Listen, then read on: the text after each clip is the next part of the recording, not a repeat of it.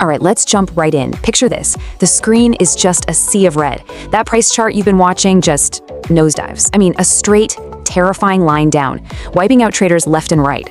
Now, in the middle of all that chaos, you've got one trader who's absolutely panicking and another who sees a masterclass unfolding.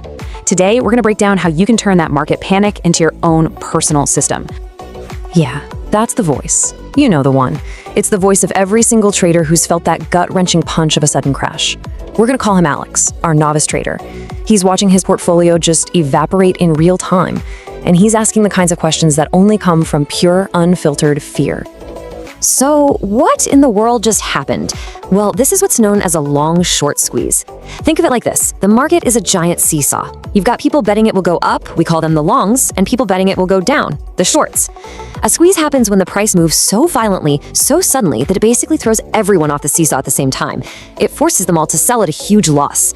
It is pure, manufactured chaos. And honestly, it's the perfect classroom for what we're about to talk about. Okay, but here's the twist. While Alex is seeing total disaster, his mentor, Leo, is seeing something completely different. For Leo, this isn't an ending at all. It's a beginning.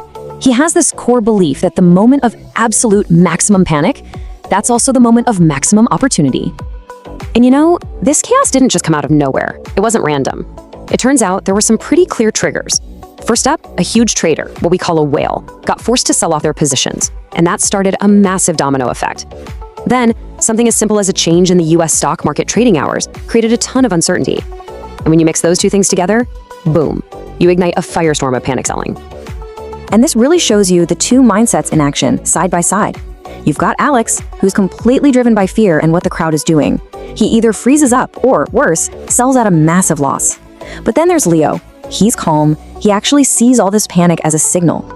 He's looking at his risk-to-reward ratio, and he decides to enter a small, very calculated position, basically betting against all that panic. So, that huge difference in how they act brings us to the mentor's first big lesson. He says every trader has to choose their lens, the perspective they use to look at the market. So the question is, are you looking through a micro lens, or are you using a wide-angle lens? Let's talk about the micro lens first. This is the playbook for your short-term trader. They're glued to that 15-minute chart, right? They're hunting for tiny movements. They see the price break a key support level, they wait for a second little candle to confirm it's not just a fluke, and then bam, they jump in for a quick, small profit. It's a game of pure speed and precision. But, and this is a big but, this style is so vulnerable to what's called a false breakout trap. The market might look like it's totally collapsing, and it lures all these short-term traders in, only to violently snap back and trap them. Seriously, this approach requires constant, non-stop vigilance. Okay, so now let's switch gears and look at the mentor's favorite approach, the wide-angle lens. He completely ignores all that 15-minute noise. Instead, he's looking at the weekly chart. His core logic? Hunt for the big, major trends. He sees the price has pulled all the way back to a critical, long-term support level, a pattern that historically has often led to huge rallies. So what does he do? He invests a small piece of his capital for a long-term play. So let's break it down. The micro lens trader makes money from volatility, from all the market noise. The wide-angle trader, on the other hand, profits from the big trend by ignoring that exact same noise.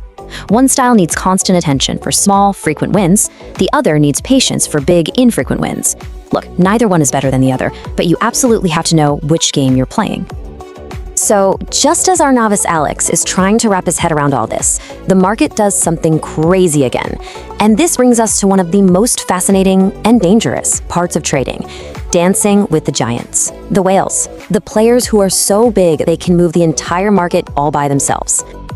And all of a sudden, Leo gets super excited. He shouts, "Look, a famous whale." This is a trader who's known for making a massive, successful bet against the market, has just completely flipped their position. They've gone from betting it'll fall to betting it'll rise. And the market, it reacts instantly. And how big was this bet? $20 million. I mean, that's not just a trade. That's a signal flare shot into the sky. It's a huge vote of confidence that grabs everyone's attention immediately. And of course, this leads to probably the most tempting question in all of trading, right? If the biggest, smartest player in the room just made a huge move, shouldn't you just copy them? Is following the whale a shortcut to getting rich, or is it just a devastating trap waiting to spring? Well, according to our mentor, Leo, it's almost always a trap, and here's exactly why.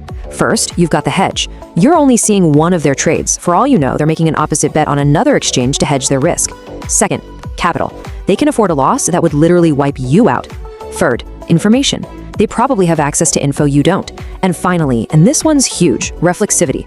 As soon as too many people start following a signal, it becomes useless. It's like finding a secret back road that suddenly becomes a jammed highway. The advantage is just gone. So wait a minute. If the tiny micro-level charts are full of traps and blindly copying the big players is also a trap, what are you supposed to do?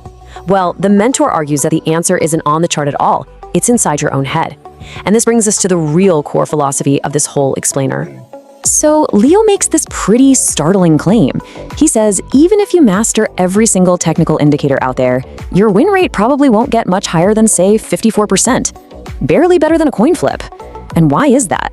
Well, because every indicator is based on past data. They're always looking in the rearview mirror, and on top of that, they can be manipulated. So if they're so flawed, what's the point of them? It all comes down to this philosophy called Jijia. It basically means borrowing the false to cultivate the true. Here, the false things are the imperfect tools, the charts, the indicators.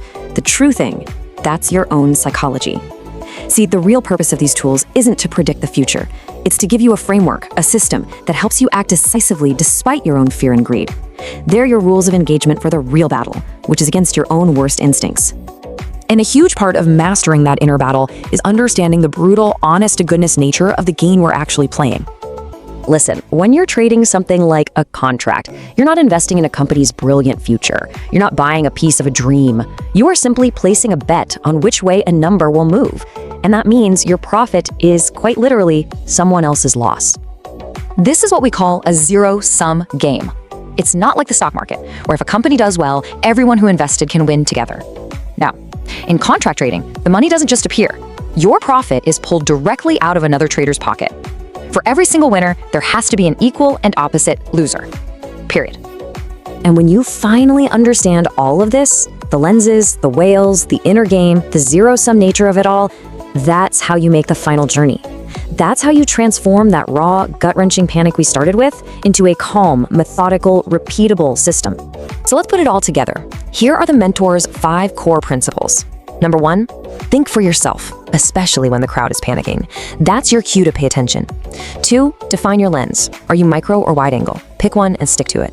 3, be wary of signals. Use whale moves and indicators as interesting pieces of data, not as commands. 4, the real battle is internal. You have to cultivate your own mindset over everything else. And finally, number 5, know the game. Remember, this is a zero-sum competition, not an investment based on faith. And that brings us right back to where we started. That terrifying red line on the chart is no longer just a symbol of fear, is it? It's the starting point. It's the classroom for every single lesson we just went over. So I'll leave you with this question. The next time a market crash happens, and it will happen, are you going to see panic, or are you going to see a classroom?